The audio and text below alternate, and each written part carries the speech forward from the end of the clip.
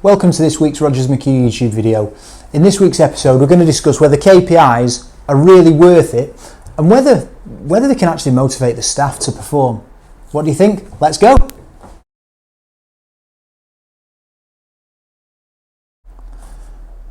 So in this week's Rogers McHugh YouTube video, we're going to be discussing whether KPIs are really worth it and whether it motivates the staff to perform. And I think the first thing that we need to say is I fully buy into KPIs. The idea for this YouTube video came up when I was interviewing a candidate last week, and they spoke about the KPIs that were set by the company that they worked for at the time.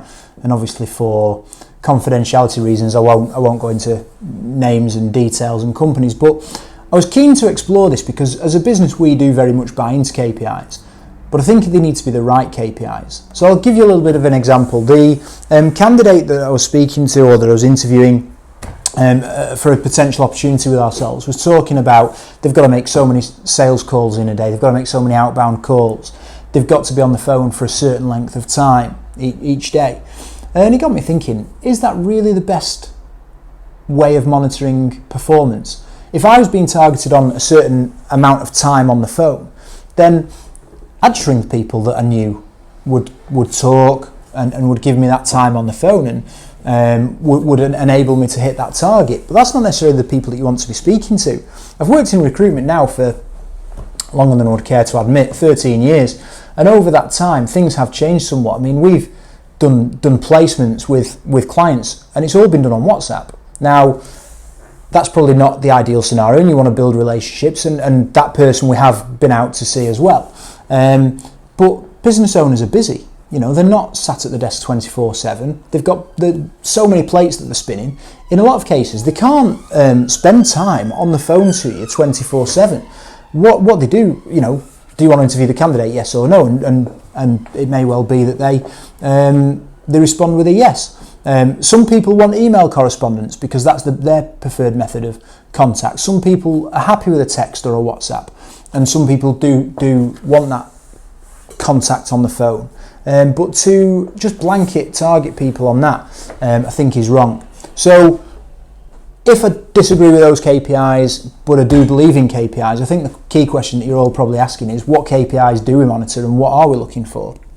And I think this is important, and I think it's important to just mention that everybody also likes to be managed in a different way. So one size doesn't fit all. In a lot of cases, people do like to be managed different ways, and sometimes you need to differentiate how you manage people and what you're looking. So what KPIs do you need to manage then? Well, when I'm speaking to a consultant, I'll be asking them what revenue they're looking to generate over, whether it be a monthly period, a quarterly period, or annually, and work the KPIs back from there. So let's just say I'm speaking to a consultant that wants to bill 50 grand in a quarter, and that's what we agree their target is. Do you know what your average placement fee is? Because if you don't know what your revenue is per placement, how do you know how many people you need to place in that period of time to get to your target? So the first thing is making sure that you know that, and it'll fluctuate slightly, but generally, if you take the figures over a long enough period, you're going to be pretty much spot on as long as your niche and your market stays the same. So let's just say, to keep my maths simple, that I'm speaking to a consultant that wants to do 50 grand in a quarter, and their average placement fee is £10,000. So they need to make 5 placements in a quarter, and if they do that, by law of averages, they'll get the 50 grand that they're aiming to achieve revenue-wise. So what KPIs do we look at in order to hit that? Well, how many offers do you get to placements made? So for instance, if for every 2 offers that you get from a client, only one of those people start, then you need to make sure that over that period of time you get 10 offers. Because if you get 10 candidates offered a job, and you're working at a 2-to-1 ratio, and these figures are completely made up, by the way, it's just to elaborate or demonstrate the point. If you get 10 offers, you'll end up with 5 people starting over the course of the quarter. So how many interviews do you need attending in order to get your 10 offers? So again, if we say that for every 3 interviews that you get, you'll get an offer, and that's your average, then you need to get 30 interviews across the quarter to get your 10 offers. And taking it a step back, how many CVs do you send to live vacancies per job? So again, if you say that you need two CVs sent to, and every time you send two CVs to a job, you get one interview, you're going to need 60 CV submissions to jobs to get you 30 interviews. That'll get you 10 offers. The numbers may have gone a little bit skew if here because I can't remember what ratios are used.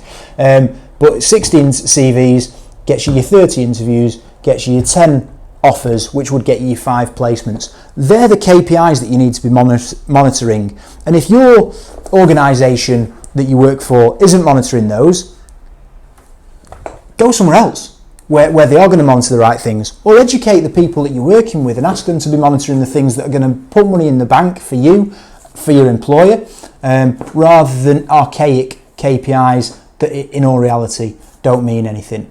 It's obviously slightly different on a temp desk, but again, you can still be monitoring the key figures. So again, if we use the same principle, you want to bill 50 grand, what's the average amount that each worker gets you a week?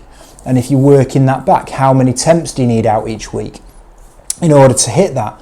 And working it back, how many jobs do you need in to get somebody started on site?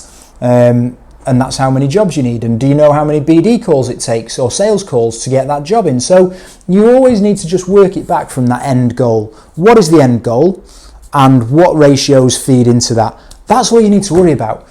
And if you're focused on that and your employer's focused on that, then you'll get the revenue that you're looking for. So obviously there's a spoiler earlier on in the video. I do believe that there's a place for KPIs in recruitment and in business in general. However, I also believe that the archaic ones need to go. I'd be interested to know what you are being targeted on, whether you think it's good, bad or indifferent, what your thoughts are on that. And also, if you've liked the video, make sure that you do subscribe to the channel and you'll be notified every time a new video drops. And we'll see you next week.